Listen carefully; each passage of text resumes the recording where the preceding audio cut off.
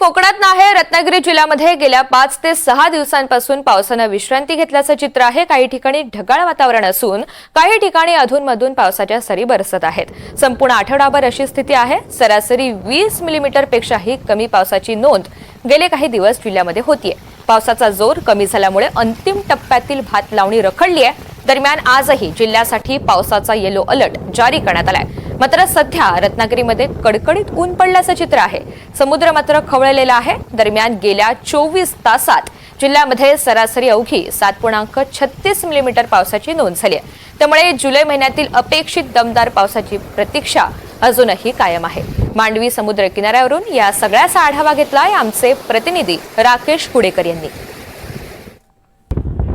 रत्नागिरी जिल्ह्यात सध्या पावसाने विश्रांती घेतल्याचं चित्र आहे। यावर्षी मे असेल किंवा जून महिना असेल, दमदार पाऊस पडलेला होता। त्यानंतर शेतीच्या कामांना देखील वेग आलेला होता। मात्र आता गेले 4 ते 5 दिवस जर आपण संपूर्ण रत्नागिरी जिल्ह्याचा विचार केला तर रत्नागिरी जिल्ह्यात तशी पावसाने ओढ दिलेली आहे। काही ठिकाणी ढगाळ वातावरण असतं तर काही ठिकाणी अधूनमधून पावसाची रिपरिप जी आहे ती सुरू असते।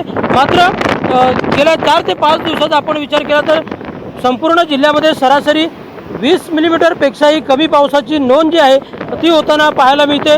आजही आपण जर पाहायला गेलं तर जिल्ह्यामध्ये ऊन पडलेलं आहे। आकाश जे आहे ते पूर्णतः स्वच्छ असलेलं पाहायला मिळतंय। पाऊस पडेल अशी शक्यता नाही आहे आणि त्यामुळेच सध्या शेतीची कामं जी आहेत ती खोळंबलेली आहेत। भात लावणीच्या कामांना सुरुवातीला वेग आलेला होता, पण आता मात्र भात लावणीची कामं जी आहेत ती पावसाअभावी खोळंबलेली पाहायला मिळतात। आपण सध्या आहोत ते मांडवी समुद्र किनारी आहोत आणि या ठिकाणची ही स्थिती पाहतोय। पावसाची चिन्ह कुठे नाही आहेत, मात्र समुद्र आहे तो खवळलेला आपल्याला पाहायला मिळतोय। आजही जिल्ह्यासाठी येलो अलर्ट देण्यात आलेला आहे। गेले काही दिवस देखील येलो अलर्ट त्याचप्रमाणे ऑरेंज अलर्ट देण्यात आलेला होता। मात्र पावसाने म्हणावी तशी या आठवड्यात काही प्रगती केलेली नाही आहे। पाऊस म्हणावा तसा पडलेला नाही, त्यामुळे बळीराजा कुठेतरी चिंतेत आहे आणि त्यामुळे पावसाची प्रतीक्षा सध्या बळीराजा असेल किंवा सर्वांनाच लागून राहिलेली आपल्याला पाहायला मिळते। राकेश गुडेकर, NDTV मराठी, रत्नागिरी।